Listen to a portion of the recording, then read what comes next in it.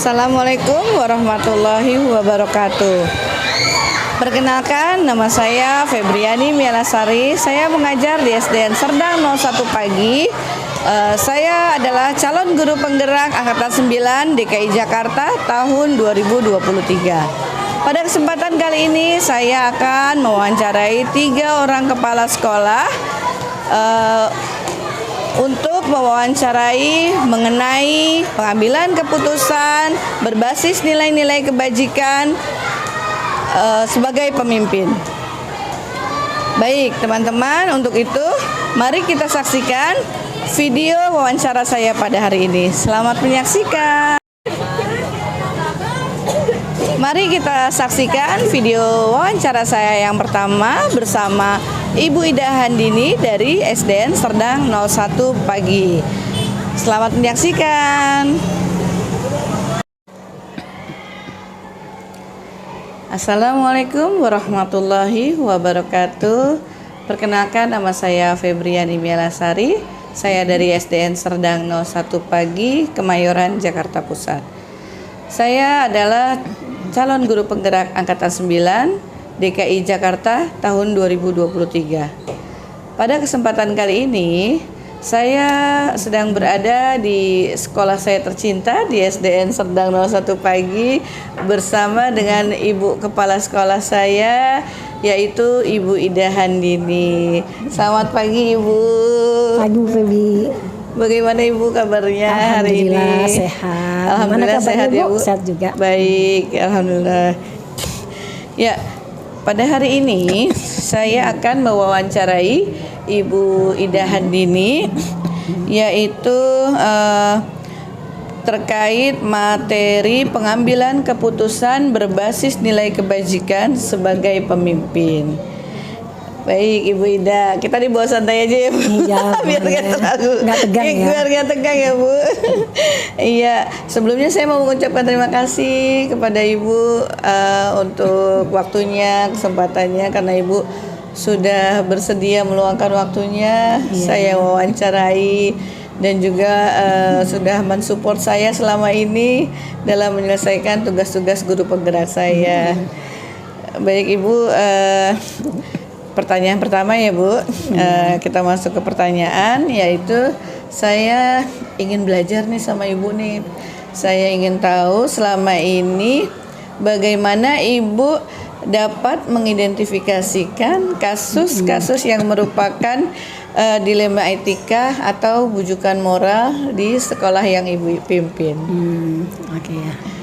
Ya barangkali ini berdasarkan pengalaman ya yang saya alami selama saya ada di Serdang 01 ya. Ya untuk menghadapi masalah dilema etika ya dan bujukan moral itu, barangkali kita lihat dulu definisinya seperti apa ya. Kan kalau dilema etika adalah suatu pernyataan yang mana diantaranya keduanya itu tuh sama-sama benar ya, tetapi jadi kita bingung mana sih kira-kira harus kita pilih gitu kan. Kita ambil keputusannya dari 2 kemungkinan tersebut. Nah ya barangkali untuk pertama ya kita buat dulu daftar. Kita buat dulu semua faktor-faktor apa saja yang dari dilema tersebut. Kemudian dari hal tersebut kita buat pertanyaan-pertanyaan yang mengarah kepada yang berhubungan dengan kasus yang akan kita hadapi, biasanya seperti itu. Kemudian kita carilah akar masalahnya itu apa sih sebenarnya yang menjadi permasalahan yang diidentifikasikan tersebut. Nah setelah itu barulah kita mengadakan penyelesaiannya itu ya dengan mengidentifikasi hal-hal yang berkaitan dengan hal tersebut. Misalnya kita mengidentifikasi pihak-pihak yang terkait dengan permasalahan yang sedang kita hadapi, untuk kita pertimbangkan, kita ambil solusinya yang terbaik itu seperti apa. Barangkali kita juga nggak bisa memutuskan sendiri karena di sekolah kami itu kan juga punya tim. Iya seperti itu barangkali ya. Itu yang saya lakukan selama ini. Baik Ibu, waduh. Penjelasan Ibu bagus sekali ya, bagaimana mengidentifikasi suatu masalah di dilema etika di sekolah yang Ibu pimpin. Nah selanjutnya saya ingin bertanya kepada Ibu mengenai bagaimana nih menjalankan pengambilan keputusan di sekolah yang Ibu pimpin, terutama untuk kasus-kasus atau masalah-masalah dilema etika, di mana ada dua kepentingan yang sama-sama benar atau yang sama-sama mengandung nilai kebajikan. Ya mungkin seperti yang tadi saya jelaskan, kita mengidentifikasikan permasalahannya apa, gitu kan, kasusnya juga seperti apa, kumpulkan bukti-buktinya. Setelah kita kumpulkan bukti-buktinya, kemudian kita lihat gitu kan, di antara dua kasus tersebut yang kira-kira membawa kepentingan untuk sekolah, manfaat itu lebih banyak yang mana kita pertimbangkan. Kita pertimbangkan baik buruknya, negatif dan positifnya. Jika kita melakukan yang A seperti ini dampaknya, jika yang B seperti ini, dan kita lihat itu dari antara keduanya itu memang dua-duanya itu membawa manfaat, tetapi kita lihat mana yang lebih bermanfaat untuk sekolah kita. Misalnya seperti itu. Jadinya enggak serta-merta artinya sesuai sama keinginan pribadi, tapi kita mempertimbangkan hal-hal lain. Jadi lebih Ibu melihatnya kebermanfaatannya ya Bu, untuk sekolah. Tentunya ya setelah kita mengumpulkan semua bukti-buktinya, data-datanya, apa saja sih yang dampak positif dan negatifnya seperti itu. Iya baik. Selanjutnya nih yang saya ingin tahu lagi dari Ibu nih, langkah-langkahnya nih apa nih selama ini yang menurut Ibu nih mengandung apa ya yang biasa Ibu lakukan di sekolah selama ini? Langkah-langkahnya dari permasalahan tersebut barangkali ya, yang pertama kita proses identifikasi masalahnya, kemudian dari identifikasi masalah tersebut kita lihat tujuannya itu apa sih, ya kan? Dari tujuan tersebut kemudian kita kumpulkan bukti-buktinya. Oh, tujuannya seperti ini. Kita sudah menentukan, kita evaluasi untuk mencari alternatif dari permasalahan ini, sebenarnya yang mana yang akan kita gunakan, seperti kayak gitu. Ya kemudian dari alternatif tersebut ya sudah kita pilih mana yang terbaik, dan kemudian baru kita putuskan bersama-sama. Tentunya pertimbangan ini ya kita libatkan dengan tim yang ada, seperti itu. Kalau seandainya saya mengambil keputusan sepihak, tentunya ada hal-hal lain yang tentunya tidak sesuai dengan teman-teman dan kepentingan sekolah ini. Makanya itulah gunanya tim. Kita tunjuk sama-sama, ini nih ada keputusan seperti ini, gimana kira-kira ambil yang terbaik. Ya, diidentifikasikan, kemudian tujuannya seperti apa, kemudian kita pilih. Nah, dari hasil keputusan itu kita monitor. Kita monitor hasilnya seperti apa. Oh, setelah itu barulah kita evaluasi. Nah, hasil keputusan tersebut apakah benar-benar kita masih bisa lanjutkan ataukah kita revisi ulang lagi dari hasil keputusan itu. Barangkali itu aja. Berarti untuk langkah-langkah ini yang pertama kali Ibu mengidentifikasi dulu ya Bu, masalahnya. Identifikasi dulu masalahnya apa. Kemudian mungkin mengumpulkan bukti-bukti ya, tujuannya apa. Kemudian mungkin juga Ibu berdiskusi ya dengan tim manajemen atau dengan Dewan Guru ya Bu di sekolah. Ya emang itu suatu yang saya tekankan untuk mengambil keputusan itu tidak hanya 1-2 orang saja yang kita ambil pertimbangan, tapi kita di sini punya tim. Tim dari berbagai sisi ya, cara pandangnya tentunya kita cari yang terbaik. Ya seperti itu supaya enak untuk semuanya, seperti itu aja sih. Kalau seandainya satu sisi artinya kepala sekolah saja yang mengambil keputusan tanpa melibatkan, jika ada hal-hal yang tidak kita inginkan, itu kan lebih berat masalahnya, gitu kan. Iya betul sekali Bu. Jadi selanjutnya nih Bu, saya juga ingin tahu dari Ibu nih, hal-hal apa aja nih yang selama ini Ibu anggap efektif nih dalam pengambilan keputusan pada saat menangani kasus-kasus dilema etika. Ya, hal-hal tentunya kita mempertimbangkan dari sisi kepribadian. Misalnya nih ya, dalam kasus tersebut nih, taruhlah di sekolah ini ada masalah dari guru ataupun ada siswa, ya kan. kita dialog. Oh iya. Kita komunikasi, kita gali informasi sebanyak-banyaknya, diidentifikasikan permasalahannya apa, solusinya seperti apa.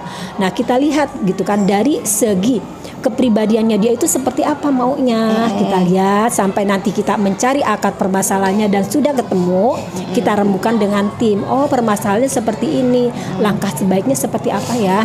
Nah, seperti kayak gitu kan, pendapat dari beberapa orang itu lebih efektif menurut saya daripada pendapat pribadi yang kita terapkan. Seperti itu yang saya ambil langkah-langkahnya. Ya kita rembukin lah. Ada ajas musyawarah gitu untuk mendapatkan suatu keputusan. Iya, kita hargai pendapat yang lainnya pun juga bagaimana baiknya. Kita pertimbangkan segi positif dan negatifnya seperti apa.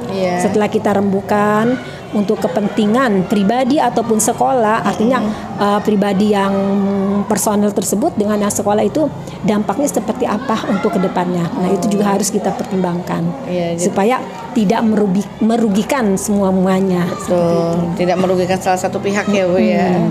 Iya.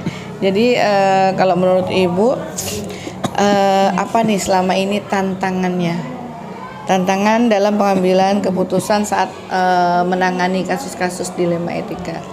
Tantangannya barangkali ya, kalau secara pribadi ada rasa kasihan atau rasa tidak enak gitu kan, ya kan, itu kan yang namanya dilema antara rasa kasihan dan juga antara keadilan, itu yang harus kita pertimbangkan. Tetapi untuk hal yang seperti itu kita juga harus kesampingkan. Jadinya kita benar-benar mempertimbangkan itu tuh dengan identifikasi masalah, bukan dengan pribadi secara pribadi ya. Kita lihat gitu kan ya, pertimbangkan sisi baik dan buruknya.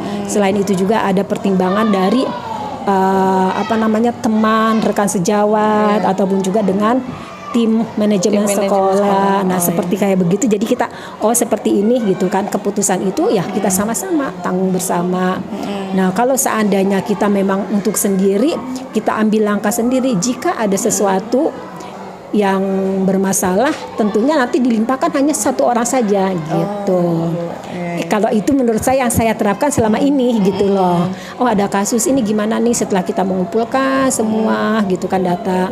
Jika memang kita bisa selesaikan secara kekeluargaan, artinya kita selesaikan. Jika memang benar-benar itu yang udah tidak bisa pun, kita kan punya atasan. Jadi kita harus melakukan prosedur, tidak langsung naik ke atas ya, tapi kita bertahap. Oh gitu. Iya. Jadi kalau masih bisa diselesaikan secara kekeluargaan di internal sekolah aja, jadi kita nggak perlu melapor ke atas ya Bu ya, masih bisa diselesaikan secara kekeluargaan. Tetapi kalau memang mungkin permasalahannya agak lebih berat nih gitu ya Bu ya. Barangkali jangan sampai artinya apa-apa langsung ke atas, tidak. Kita semua itu ada etikanya dari bawah. Ya kan, dari lingkungan internal dulu, baru kita memang sudah benar-benar tidak bisa kita tanganin atau sudah benar-benar artinya membawa kerugian untuk sekolah, anak didik dan juga teman, barangkali itu bisa kita pertimbangkan untuk bisa dilaporkan ke yang lebih berikutnya lagi. Permintaan ya Bu. Baik Bu. Iya, saya setuju sekali dengan Ibu kalau masih bisa diselesaikan kekeluargaan ya Bu dalam internal sekolah, mungkin ditangani terlebih dahulu sama Ibu ya, kecuali memang kasusnya berat sehingga terbentur dengan aturan. Nah, itu baru ya Bu ya, kita mungkin melaporkan ke pimpinan. Cari solusi yang lainnya, yang terbaik. Barangkali kalau seandainya kita ambil langkah A tetapi merugikan, ya kita ambil langkah B. Ya, jadi kita punya alternatif lain ya Bu. Berarti pakai solusi ini kurang tepat nih, cari alternatif lain ya, solusi lain ya Bu. Baik, selanjutnya ini Bu, saya juga ingin tahu nih Bu dari Ibu, apakah dalam menangani kasus dilema etika nih, Ibu mungkin memiliki sebuah tata krama atau mungkin jadwal tertentu dalam sebuah penyelesaian kasus dilema etika? Misalnya mungkin pada saat ada suatu masalah, Ibu langsung menyelesaikan di tempat, atau mungkin Ibu langsung menegur kepada orang yang bersangkutan yang terkena suatu masalah. Atau bisa jadi mungkin misalnya Ibu membuatkan jadwal atau program nih untuk menyelesaikan suatu masalah, jadwal misalkan sebuah jadwal untuk program sekolah seperti itu, Bu. Barangkali kalau untuk masalah yang seperti ini ya kita lihat dulu ya karakter orang tersebut seperti apa dan juga permasalahannya seperti apa. Identifikasi masalah dulu itu yang utama ya kan. Jika memang kita bisa selesaikan, kita pakai ada jadwal, ada tahapan-tahapan. Kita bicara dari hati ke hati ya kan, secara individual ya kan, personal ya kan. Setelah itu kita kasih kesempatan apakah ada perubahan atau tidak dengan jangka waktu yang sudah kita tentukan, sepakati. Misalnya 2 minggu bisa nggak ya berubah ya, ataupun ada kemajuan atau tidak ya kan. Nah setelah itu kita lihat progresnya itu sejauh apa, seperti yang dia janjikan.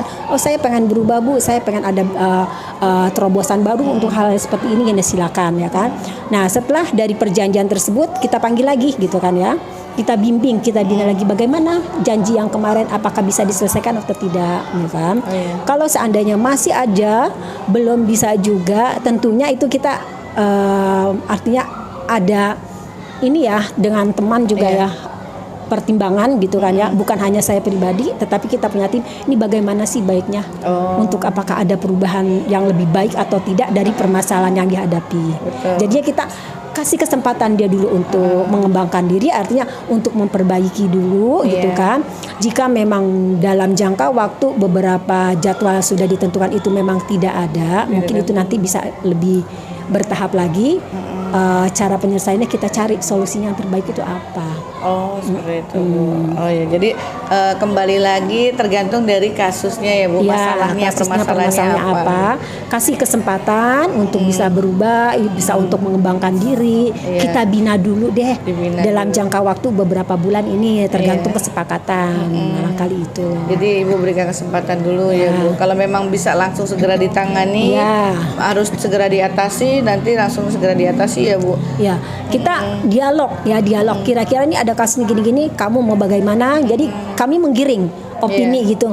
Seharusnya begini Bu, ya silakan. Jadi dia sendiri yang menemukan jawabannya gitu kan.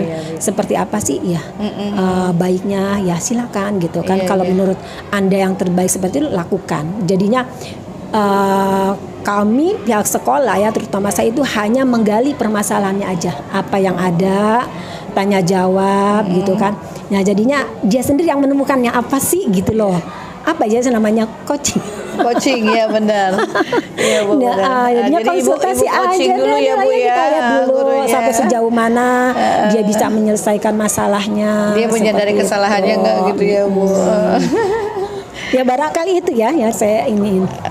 Ya baik Bu. Ya selanjutnya Bu, adakah seseorang atau mungkin faktor-faktor yang mempermudah Ibu dalam menangani suatu masalah dilema etika nih Bu? Ada nggak pihak-pihak tertentu yang membantu Ibu dalam menangani? Tentunya untuk setiap permasalahan ya. Tidak harus saya pribadi untuk menyelesaikan, ya kan?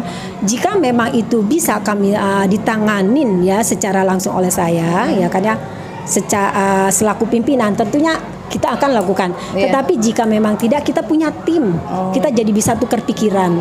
Ini kira-kira ini mau dibawa kemana masalah ini, bagaimana penanganannya, solusinya seperti apa, alternatif pemecahnya seperti apa. Jadi enggak saya berpikir sendiri gitu loh. Kalau seandainya berpikir sendiri ya pusing lah gitu loh misalnya. Ya itu barangkali ya. Iya, karena ini semuanya kan untuk kebaikan sekolah. Kita ini tim.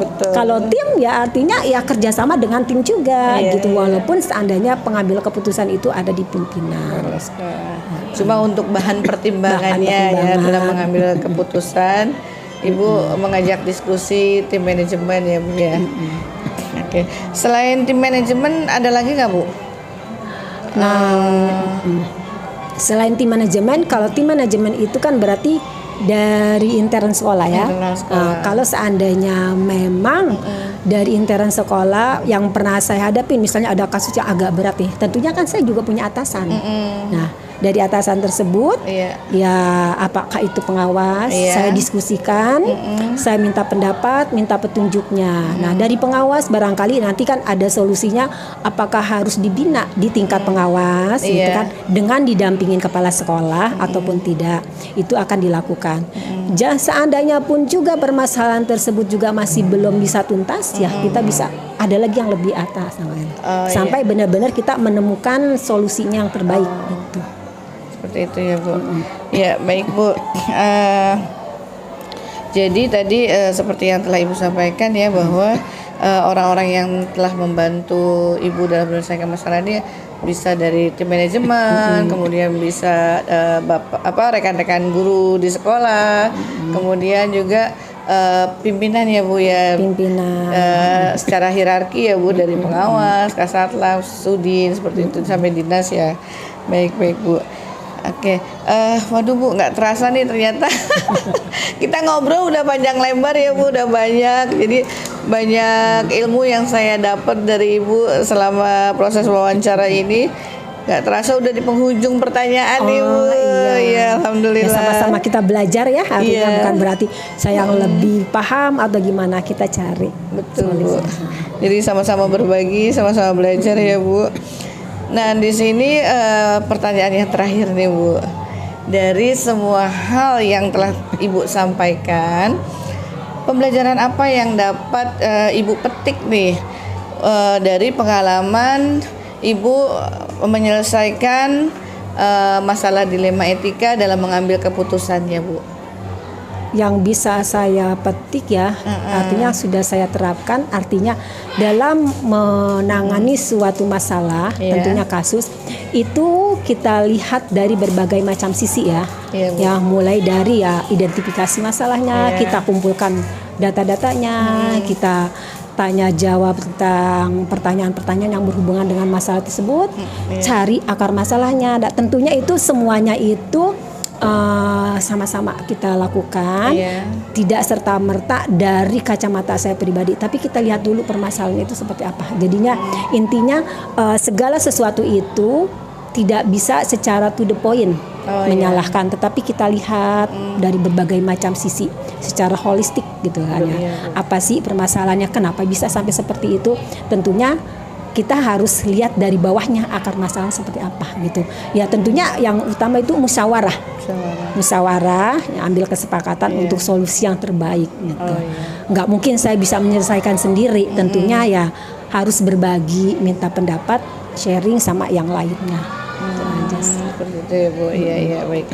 Baik Ibu, terima kasih banyak. Ini alhamdulillah ya Bu, saya jadi banyak dapat ilmu dari Ibu, dari pengalaman Ibu selama menjadi pimpinan saya di SDN Serdang 01 Pagi.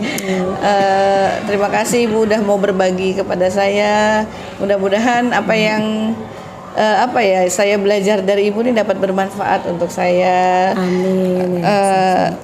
Terima kasih banyak Bu untuk kesempatannya, untuk kesediaan Ibu saya wawancarai pada hari ini. Baik, demikian wawancara saya bersama Ibu Kepala Sekolah SDN Serdang 01 Pagi, yaitu dengan Ibu Ida Handini. Untuk itu saya pamit undur diri. Wabillahi taufiq wa hidayah. Wassalamualaikum warahmatullahi wabarakatuh.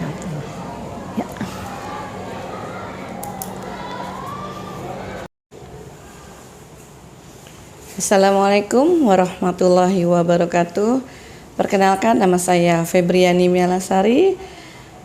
Saya mengajar di SDN Serdang 01 Pagi. Saya adalah calon guru penggerak angkatan 9 DKI Jakarta tahun 2023. Baik, pada kesempatan kali ini saya berada di SDN Sumur Batu 08 Pagi ya Pak ya. Iya betul Bu. Iya, saat ini saya sedang bersama dengan Bapak Kepala Sekolah kita, yaitu Bapak Haji Sukirno. Selamat pagi Pak. Selamat pagi Haji. Bu. Iya. Sehat ya Bu? Alhamdulillah. Iya baik Pak. pada hari ini saya datang ke sini bertemu dengan Bapak, yaitu tujuannya untuk belajar bersama nih, belajar bersama dengan Bapak, di mana saya ingin tahu dari Bapak mengenai pengambilan keputusan berbasis nilai-nilai kebajikan sebagai pemimpin, Pak. Oh iya, Bu. Iya, Pak. Gimana Pak kabarnya hari ini, Pak? Alhamdulillah, kabar baik, Bu. Sehat. Alhamdulillah ya, Pak. Feby juga sehat ya? Alhamdulillah, Pak. Saya sehat, Pak. Kelihatan kan, Pak, dari kelihatan dari looknya ya, Pak ya. Iya, sehat dan semangat ya, Bu. Sehat dan semangat, betul, Pak. Iya, Pak. Baik, kita langsung ke pertanyaannya aja ya, Pak ya. Oke, Bu. Iya. Selama ini Bapak dalam mengidentifikasi kasus-kasus yang merupakan dilema etika atau bujukan moral di sekolah yang Bapak pimpin, bagaimana cara mengidentifikasinya nih, Pak? Ya. Memang di setiap lembaga pendidikan ya, itu setiap saat, setiap waktu selalu ada berbagai macam peristiwa, berbagai macam kejadian, termasuk berbagai macam masalah. Nah, kemudian kejadian-kejadian yang timbul di sekolah yang ada ini saya bisa memilah menjadi dua macam. Iya, Pak. Yang pertama adalah termasuk dilema etika. Iya. Yang kedua termasuk dalam hal bujukan moral. Oh, iya, orientasi saya untuk membedakan itu adalah berkaitan dengan norma adat istiadat dan norma sosial atau norma agama atau norma-norma yang berlaku sebagai peraturan perundangan yang berlaku. Oh, iya, baik, jadi Pak. kalau kategori dilema etika itu berarti sesuatu yang baik. Iya, Pak. Berlawanan dengan yang baik. Jadi dua-duanya baik. Itu berkaitan dengan adat istiadat atau budaya. Iya, Pak. Sedangkan sesuatu yang terjadi jika itu ada hal yang baik tetapi bertentangan dengan hal tersebut, berarti kan ada baik, ada buruk, ada berlawanan ya. Nah itu ada bagus menurut norma, tapi ada yang menentang norma, berarti melanggar. Itu berarti termasuk dalam hal bujukan moral karena bertentangan dengan aturan yang berlaku. Itu Bu. Oh iya, baik, Pak. Seperti itu. Iya, Pak. Oke, kalau misalkan tadi Bapak kan sudah menjelaskan tentang bagaimana mengidentifikasinya ya, Pak ya. Kemudian saya ingin tahu lagi nih dari Bapak nih, bagaimana Bapak menjalankan pengambilan keputusan di sekolah. Terutama untuk kasus-kasus dilema etika nih, Pak. Oh iya. Ya, di mana adanya dua kepentingan yang sama-sama benar dan juga dua kepentingan yang sama-sama mengandung nilai-nilai kebajikan nih, Pak. Ya, begini Bu. Jadi setiap masalah yang ada di sekolah, yang timbul di sekolah, baik itu yang terjadi, yang kita lihat, yang kita amati, yang dilaporkan dari guru, itu kita harus bisa mengambil satu langkah, Pak, supaya apapun yang terjadi di sekolah itu menjadi satu hal yang baik. Oh, iya, baik. Oleh karena itu, setiap permasalahan yang terjadi, saya akan memutuskan atau mencari solusi. Itu dengan asas berkeadilan yang pertama, harus berkeadilan. Yang kedua, harus merupakan kebijakan yang mementingkan kepentingan bersama. Oh iya, Pak. Untuk komunitas pendidikan khususnya di sekolah ini. Iya, Pak. Apalagi nanti berkaitan dengan instansi-instansi yang lain yang lebih tinggi. Jadi harus itu yang dikedepankan. Yang pertama keadilan, yang kedua harus mengutamakan kepentingan bersama. Lalu yang ketiga, kalau ini berkaitan dengan guru, Pak, berarti hal yang kita putuskan itu harus mengarah kepada pemenuhan kompetensi. Kompetensi guru kan guru punya 4 kompetensi sosial ya. Pak. Ini segala sesuatu yang terjadi kita harus kaitkan dengan 4 kompetensi yang harus guru kuasai, sehingga putusan-putusan atau solusi itu bersifat membangun. Kemudian juga kalau itu berkaitan dengan informasi publik, ini harus akuntabel, harus transparan. Jadi segala sesuatu yang saya putuskan untuk kepentingan di sekolah ini dari masalah yang timbul, hal-hal yang baik ya, yang baik dan yang baik juga, yang bermanfaat, itu harus berkeadilan. Kemudian lebih mengutamakan kepentingan bersama untuk kemajuan sekolah. Betul. Yang berikutnya harus kompeten, baik, Pak. Menunjang kompetensi guru. Oh iya. Kemudian juga harus transparan dan akuntabel. Oh gitu. Baik, berarti kalau untuk masalah data atau apa berarti harus transparan ya Pak. Betul. Harus akuntabel. Iya. Baik Pak, wah ini langkah-langkah yang Bapak ambil nih dalam pengambilan keputusan. Ini saya ingin tahu lebih banyak nih Pak mengenai langkah-langkah atau prosedur seperti apa sih yang biasa Bapak lakukan di sekolah selama ini? Iya. Dalam pengambilan keputusan nih langkah-langkahnya apa-apa aja gitu. Memang sebagai seorang leader di suatu lembaga Pak. atau seorang pemimpin dalam suatu organisasi ya, kebetulan saya yang dituakan di sekolah, berarti saya harus bisa mengambil suatu keputusan dengan prosedur yang baik gitu ya. Kalau secara akademisi, secara akademik itu mungkin ada lebih dari 8 atau 9 langkah yang harus dipertimbangkan gitu. Ya, kalau saya mungkin cukup dengan 5 langkah ya, dengan 5 langkah. Dari permasalahan yang timbul, yang saya lihat, yang saya amati, atau yang dilaporkan oleh pendidik misalnya, atau oleh orang tua murid ya. Saya pertama harus mengenali dulu yang saya lihat, yang saya dengar, yang saya terima laporan itu, apakah ini termasuk dilema etika, ataukah ini berkaitan dengan bujukan moral, atau bahkan mungkin ini termasuk salah satu pelanggaran disiplin pegawai. Nah, ini kan harus kita kenali dulu nih. Ini apa nih masalah yang terjadi. Setelah saya kenali permasalahan tadi, saya harus mengetahui juga yang melakukan siapa ini. Yang melakukan siapa, yang melanggar siapa, yang berbuat siapa, kan gitu ya. Betul, Pak, ya. Apakah itu pendidik atau guru, ataukah tendik, tenaga pendidikan, itu pun nanti masih ada, apakah operator, apakah itu dia tenaga administrasi, apakah pustakawan, ataukah ini penjaga, penjaga atau caraka ya. Ini kan tentu kita harus punya nanti mengambil keputusan yang berbeda ya, karena ini berbeda. Atau itu mungkin dilakukan oleh peserta didik, atau bahkan mungkin oleh orang tua siswa.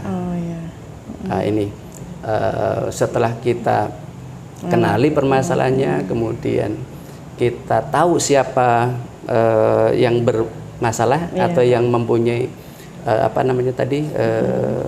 bujukan moral atau pelanggaran, atau itu dilema etika ya. Nah, kemudian langkah yang ketiga adalah akan mencari informasi yang sangat banyak berkaitan dengan itu.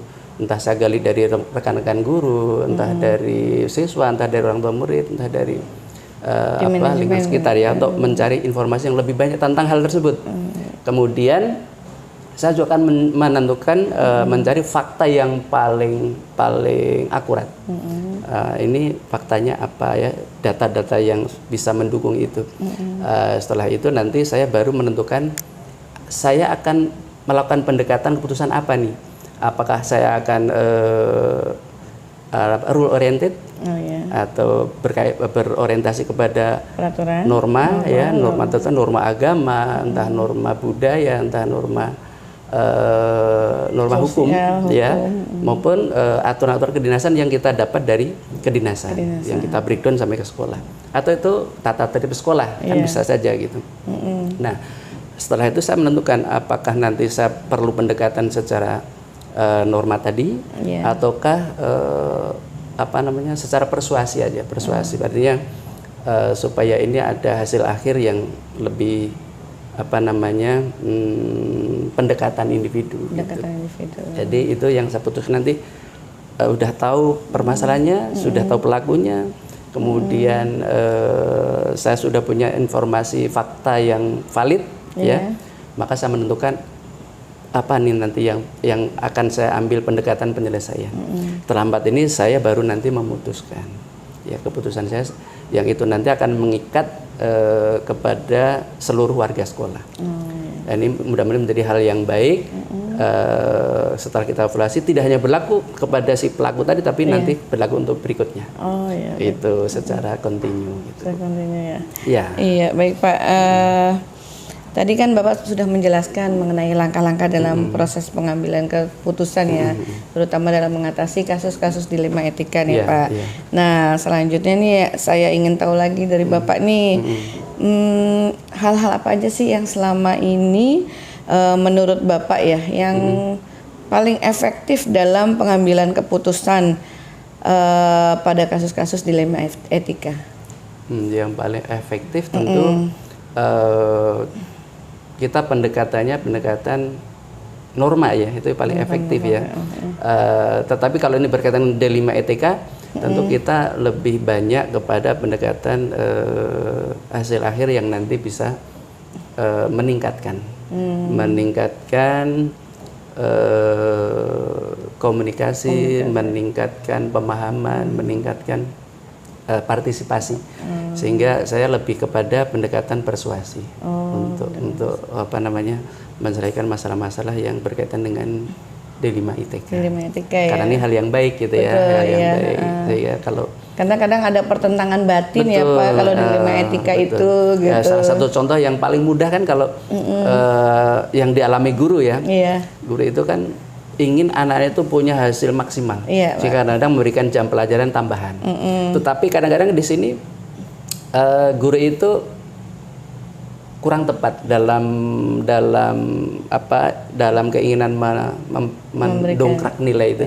Sehingga ketika mau penilaian misalnya dia memberikan satu latihan-latihan itu yang mengarah kepada soal yang akan diberikan di ketika pengambilan nilai. Ini kan sesuatu sebenarnya dilakukan baik, tetapi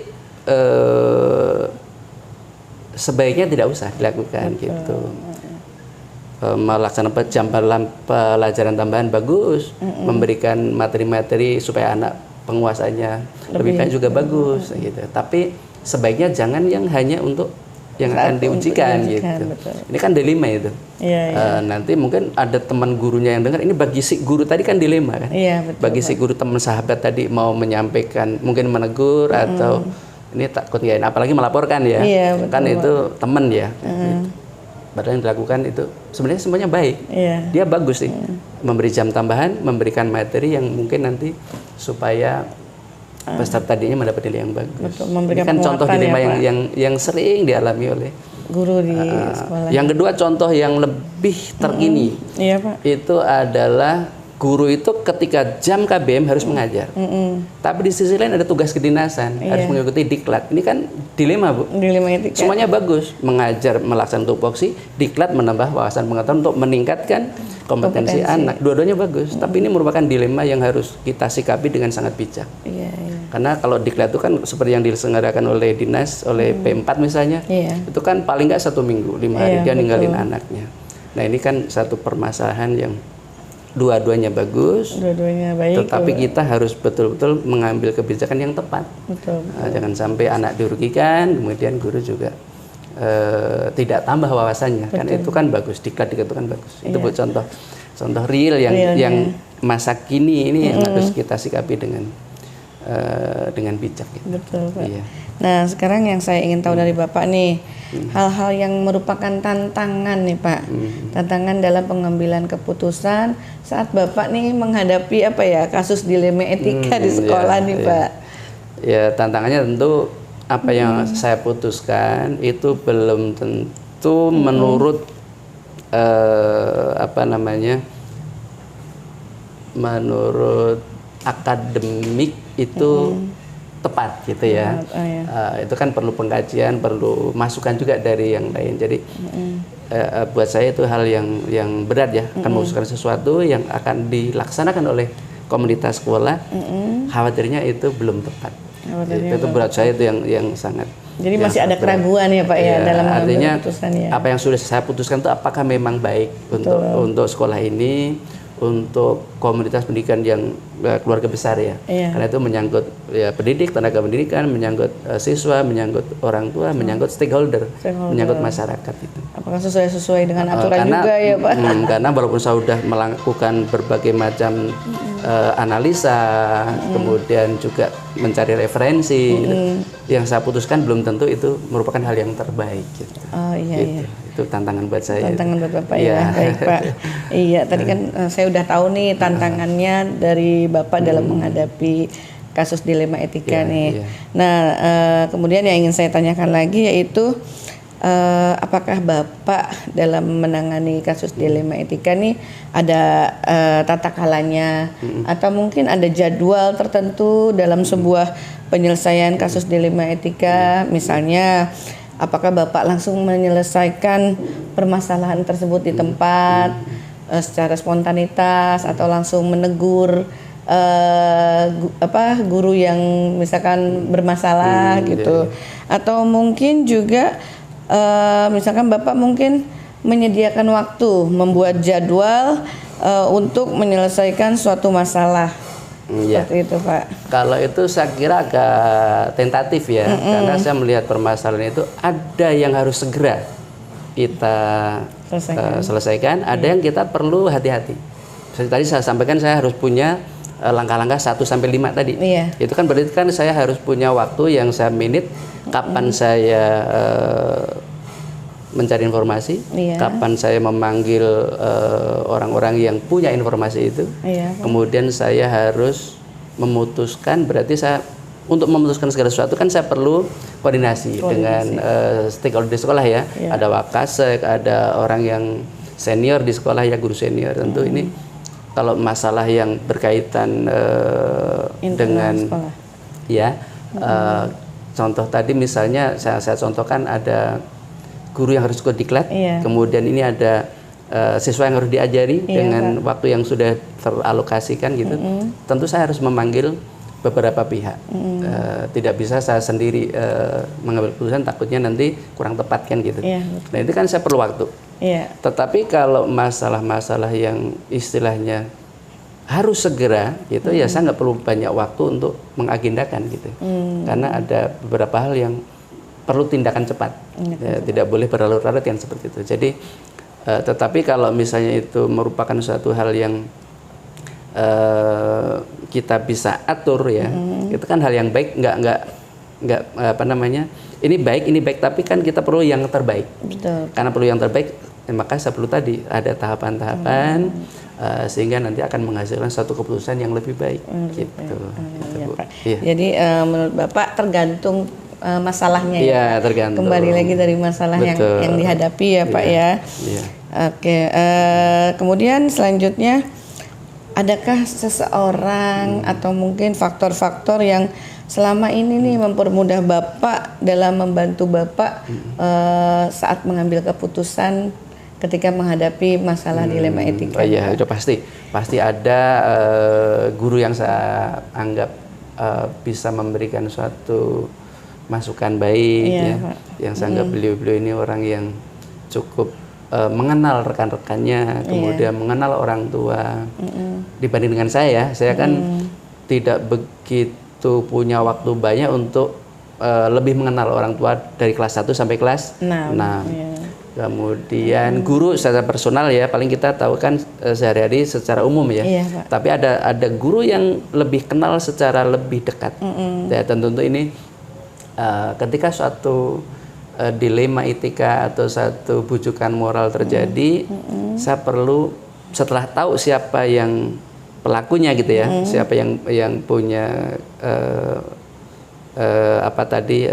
berkaitan dengan masalah yang terjadi tadi, saya pasti ngelihat ada sahabat yang terdekat oleh orang itu. Atau minimal saya punya wakil kepala sekolah, bidang kesiswaan, bidang kurikulum. Ini kemudian saya punya guru agama. Punya guru agama yang secara norma agama beliau lebih paham, lebih menguasai. Jadi perlu pertimbangan norma sosial, norma agama, norma disiplin pegawai dan sebagainya ya. Nah ini ada yang paling membantu saya ketika mengambil satu keputusan di sekolah itu wakil kepala sekolah bidang kesiswaan kalau itu berkaitan dengan murid, dengan orang tua ya, dengan guru. Ada juga wakil kepala sekolah bidang kurikulum kalau itu berkaitan dengan akademi, berkaitan dengan kegiatan-kegiatan intra maupun ekstra kurikuler gitu Bu. Selain dari berarti kan itu masuknya ke tim manajemen ya Pak? Iya betul. Selain dari tim manajemen ada nggak pihak lain mungkin Pak Oh ada, tentunya saya konsul dengan pengawas misalnya. Dengan pimpinan berarti ya Pak? Iya, dengan atasan saya. Saya kan perlu apapun yang terjadi di sekolah kan informasi harus lengkap ke atas. Iya, betul. Sehingga kalau ada permasalahan saya akan meminta saran pendapat dari beliau untuk kebaikan-kebaikan kita. Ya baik Pak. Baik Pak, wah nggak terasa nih ya kita ngobrol udah panjang lebar iya, Pak ya. Nggak terasa udah sampai di penghujung pertanyaan saya nih Pak, terakhir nih Pak ya.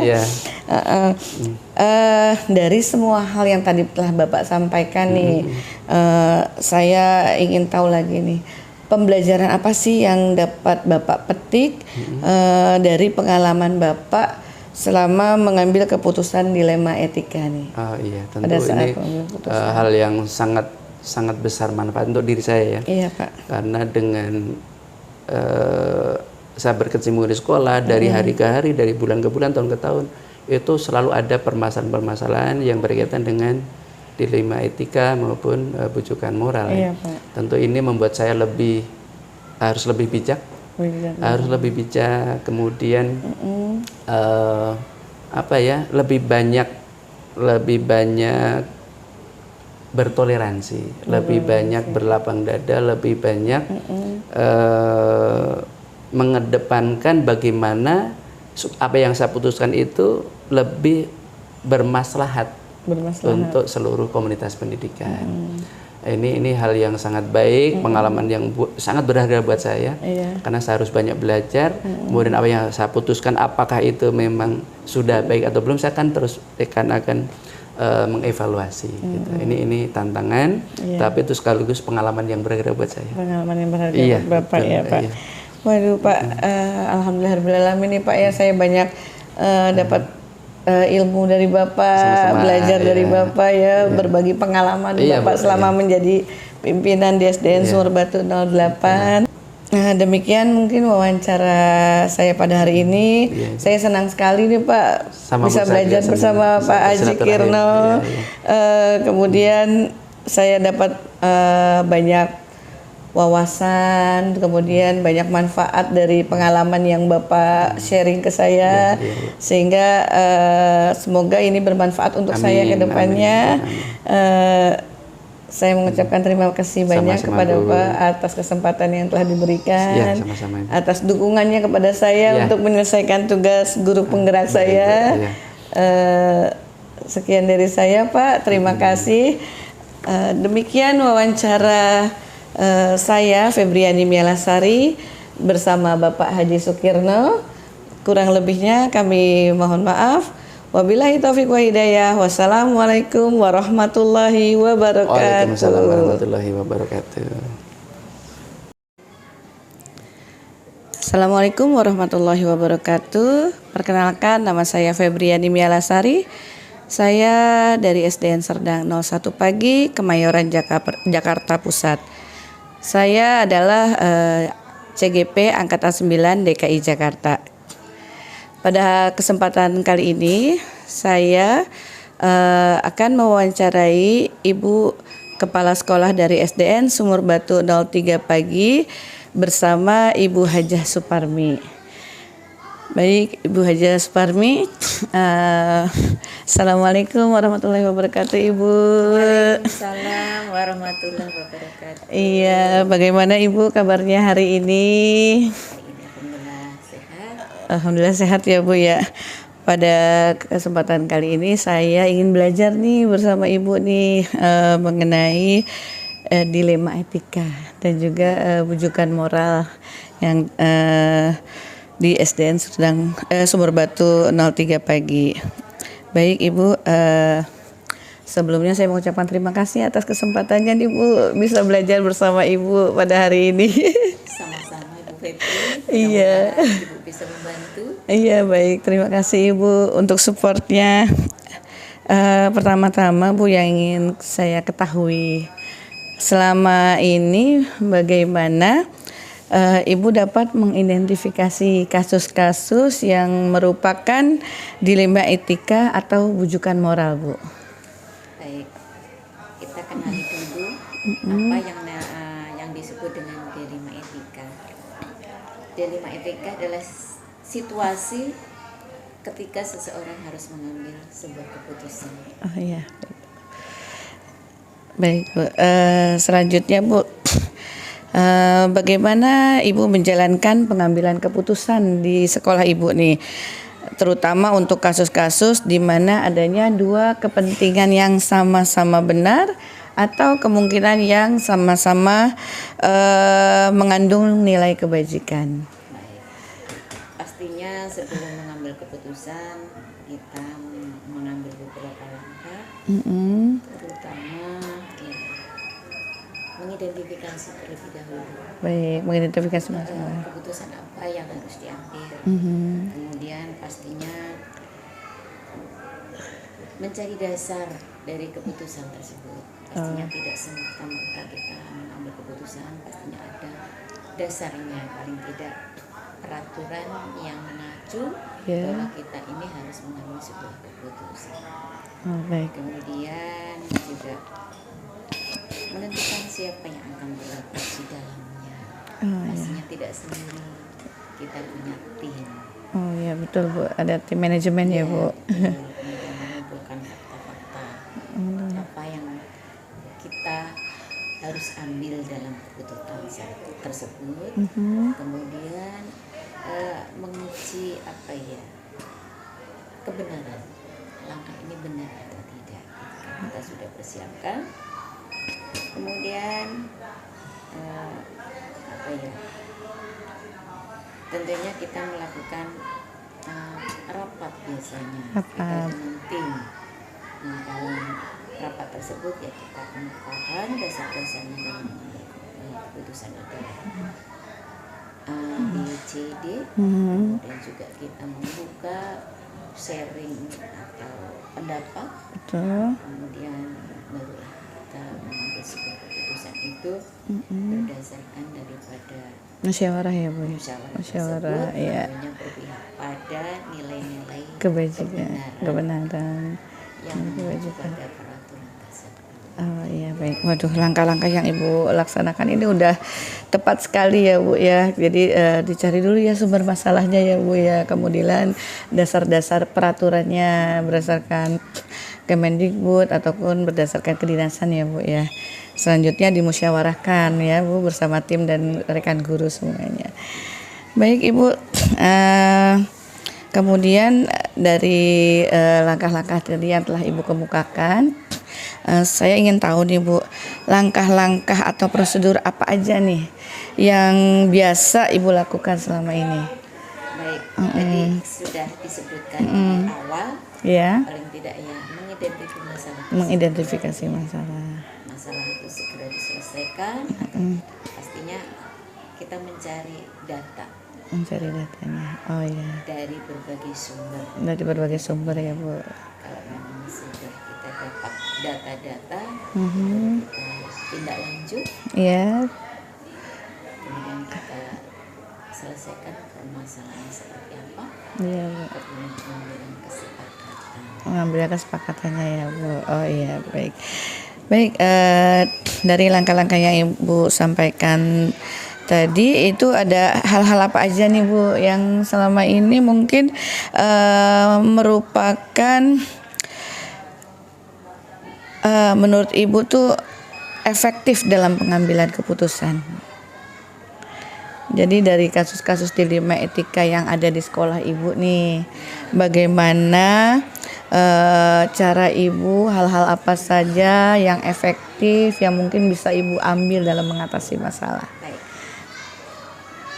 Biasanya yang Ibu lakukan pastinya kita konsultasi dulu, baik pada atasan kita Iya. punya atasan. Betul. Ada permasalahan seperti ini, bagaimana cara penyelesaiannya. Iya. Itu kemudian juga berkomunikasi dengan rekan-rekan sejawat yang sekiranya bisa diminta sebagai masukan bagaimana cara penyelesaian seperti ini. Walaupun kita sendiri punya solusi, Betul. kita udah punya pendapat nih, tapi paling tidak kita mengutarakan dengan rekan yang lain bagaimana pendapat Anda dengan hal seperti ini. Oh iya. Nah, andai kan ada hal-hal baik, pastinya kita memihak pada hal-hal yang baik untuk sebuah Keputusan. masalah dan sebuah keputusan yang harus kita ambil. Oh iya. Nah, kemudian kembali lagi, kalau perlu, ini harus kita bicarakan di dalam rapat. Betul, Bu. Kita juga dikemukakan dalam Dalam rapat. Dalam rapat tersebut pastinya ya ada masukan-masukan yang baik, ada juga masukan-masukan yang kurang. Bagaimana kita mengambilnya? Pastinya kita mengambil keputusan yang Terbaik. dan terbanyak di antara rekan-rekan dalam tim tersebut. Karena pastinya dalam mengambil sebuah keputusan pasti ada yang setuju, ada juga yang punya pendapat lain. Demikian. Kita mengambilnya bagaimana? Kita mengambil kepada nilai-nilai yang terbaik. Dari nilai yang terbaiknya Ibu ya. Baik Ibu. Wah, Ibu luar biasa sekali nih ya dalam proses pengambilan keputusannya ya. Jadi hal-hal yang menurut Ibu paling efektif yaitu Ibu berkonsultasi dulu ya dengan pimpinan kita. Ada pimpinan kita ya Bu, ada pengawas, ada Kasatlak ya Bu, ada Kasudi, kemudian juga ada kepala dinas. Tapi mungkin sebelum sampai kepala dinas yang terdekat dengan kita dulu ya Bu. Kemudian juga Ibu juga berkomunikasi dengan tim manajemen dan rekan guru, kemudian mengambil keputusan yang terbaik ya Bu, dan yang terbanyak sesuai dari masalah yang dihadapi ya Bu. Baik Ibu, selanjutnya hal-hal apa aja sih Bu yang menurut Ibu ini merupakan tantangan dalam pengambilan sebuah keputusan? Tantangannya pastinya dalam mengambil keputusan ada dua belah pihak. Iya. Ada yang pro, ada yang kontra. Tapi Betul. kontranya ini mudah-mudahan tidak kontra yang sampai menimbulkan perselisihan. Betul. Itu tantangannya untuk menyatukan visi dan misi dari sekian banyak anggota, Ya. sekian banyak tim, Ya. dan kita harus merujuk pada satu keputusan. Pastinya ada dilema etika ya Bu ya di dalam suatu permasalahan ya Bu. Yang itu mungkin jadi perang batin juga nih buat Ibu nih. Mana nih yang terbaik nih? Mana solusi yang sesuai untuk mengatasi masalah tersebut ya Bu. Baik Ibu, kemudian yang saya ingin tahu lagi nih dari Ibu nih, pastinya kan dalam sebuah institusi ya ada tata kala nih Bu, ada sebuah tata kala atau jadwal tertentu dalam sebuah penyelesaian kasus dilema etika di sekolah. Nah, bagaimana nih Bu cara Ibu menyelesaikannya? Apakah Ibu langsung menyelesaikan di tempat atau memiliki sebuah jadwal untuk menyelesaikannya sebagai bentuk atau prosedur apa saja yang akan dijalankan gitu Bu? Secara jadwal khusus tidak, tapi kita menyediakan minimal 1 bulan kita untuk rapat koordinasi, membahas hal-hal yang perlu kita bicarakan dan perlu kita selesaikan, dan juga barangkali melaksanakan program-program yang telah kita susun. Oh iya ya Bu. Kemudian kita sampaikan ada tidak masalah-masalah yang harus kita selesaikan. Betul. Andaikan ada yang mau kita bicarakan bersama, andaikan tidak, kita alhamdulillah bisa mengantisipasi dari bulan ke bulan. Dari bulan. Paling tidak 1 kali dalam 1 bulan kita mengadakan rapat koordinasi. Betul. Namun jika ada hal-hal yang urgent yang harus segera diselesaikan, ya kita segera selesaikan dengan tadi mengidentifikasi masalah, mencari sumber data, kemudian kita ajak ngobrol bareng dulu, gitu kan. Jadi bagaimana penyelesaiannya. betul ya Bu. Jadi kalau misalkan ada suatu permasalahan dengan guru, maka Ibu langsung ya Bu ya akan memanggil guru tersebut ya untuk mencari data kebenarannya. Langsung tidak, tapi kita mencari data dulu. Data dulu dari sumber yang lain ya Bu. Mencari informasi. Cari informasi. Baik Ibu. Data-data yang seperti apa yang harus kita selesaikan. Benar-benar dengan ada masalah seperti ini, kemudian kita komunikasi. Kalau ini terjadi individu, kita panggil secara individu terlebih dahulu. Iya. Kita cari informasinya terlebih dahulu. Betul. Kemudian baru kita berusaha menyelesaikan masalah. Wah, baik Ibu. Tadi Ibu sudah menjelaskan ya bahwa apabila ingin menyelesaikan suatu masalah ada bisa juga dibuatkan jadwal ya Bu, prosedur jadwal rapat koordinasi dengan rekan guru. Kemudian ada juga yang diselesaikan secara langsung ya Bu kepada orang yang bermasalah tersebut ya Bu. Ya baik, pertanyaan selanjutnya nih Bu, saya ingin tahu nih, adakah seseorang ya Bu atau mungkin faktor-faktor yang selama ini mempermudah atau membantu Ibu dalam pengambilan keputusan dalam kasus-kasus dilema etika nih? Ada nggak nih Bu yang membantu Ibu selama ini? Pastinya kita berkomunikasi dengan atasan kita, sebagai senior kita pastinya. Kemudian kita punya tim juga. Kebetulan saya dibantu oleh orang Bapase. Di situlah kita berkoordinasi terlebih dahulu. Kita mengadakan rapat tentunya dan dalam mengambil sebuah keputusan. Ya Bu, baik Bu. Baik Ibu, berarti Ibu seseorang yang selama ini membantu Ibu salah satunya adalah pimpinan ya Bu ya, dan juga tim manajemen di sekolah. Baik Ibu, waduh kita udah di penghujung pertanyaan nih Bu. Dari semua hal yang disampaikan tadi, pembelajaran apa yang dapat Ibu petik dari pengalaman Ibu dalam mengambil keputusan dilema etika? Baik, dalam mengambil sebuah keputusan pastinya kita berdasarkan hasil rapat tim. Iya Bu.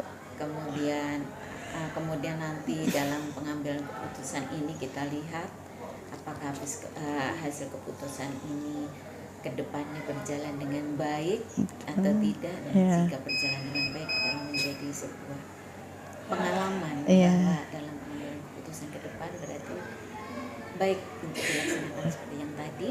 Jika dalam pengambilan keputusan ini serasa kurang tepat, berarti menjadi evaluasi untuk kita mengambil keputusan ke depannya. Oh iya, baik Bu. Jadi pembelajaran yang Ibu ambil di saat mengambil keputusan mungkin bisa diambil hikmahnya ya Bu ya, diambil hikmahnya bahwa ini objektif gak nih permasalahan yang sudah Ibu ambil keputusannya ya Bu ya, apakah sudah efektif, apakah sudah objektif. Jika masih ada kekurangan mungkin bisa dievaluasi kembali ya Bu ke depan, untuk kedepannya untuk kebaikan sekolah juga ya Bu ya. Baik Ibu, terima kasih banyak nih Bu untuk pembelajarannya hari ini. Saya banyak sekali mendapatkan ilmu dari Ibu, dapat pengalaman selama Ibu menjadi kepala sekolah. Terima kasih banyak Bu untuk kesempatannya, supportnya kepada saya. Baik Bapak Ibu, demikian wawancara saya hari ini bersama Ibu Kepala Sekolah SDN Sumur Batu 03 Pagi, Kemayoran Jakarta Pusat, bersama Ibu Haja Suparmi. Kurang lebihnya kami mohon maaf. Wabillahi taufik wa hidayah. Wassalamualaikum warahmatullahi wabarakatuh. Warahmatullahi wabarakatuh. Terima kasih loh Ibu, Masya Allah.